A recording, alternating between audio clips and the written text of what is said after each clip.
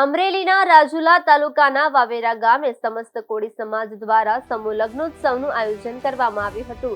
કાર્યક્રમમાં ભક્તિરામ બાપુ, રાજુલાના ધારાસભ્ય હીરાભાઈ સોલંકી, વાવેરા ગામના સરપંચ અશોકભાઈ સાખટ, બાલાભાઈ સાખટ, પૂર્વ તાલુકા પંચાયત પ્રમુખ ભૂપતભાઈ બારિયા, પૂર્વ અમરેલી જિલ્લા બક્ષીપંચ મોરચાના કમલેશભાઈ મકવાણા, દીપડિયા ગામના સરપંચ, નિવૃત્ત નાયબ મામલતદાર, એડવોકેટ, પૂર્વ નગરપાલિકા સદસ્ય સહિત અનેક આગેવાનો ઉપસ્થિત રહ્યા હતા. આ ઉપરાંત ડોક્ટર એન.બી. બારિયા, ડોક્ટર બિપિન જોડિયા, ડોક્ટર ભાવેશ એ મકવાણા, મોનિકા બી બામણિયા, એડવોકેટ નરસિંહભાઈ બારિયા, એડવોકેટ વાલજીભાઈ ગોહિલ, તલાટી મંત્રી વિનુભાઈ ચાવડા, કનુભાઈ ધાખડા, કાઠી સમાજના આગેવાન ચંપુભાઈ ધાખડા તથા વાવેરા સ્કૂલના પૂર્વ પ્રિન્સિપાલ ઉપસ્થિત રહ્યા હતા.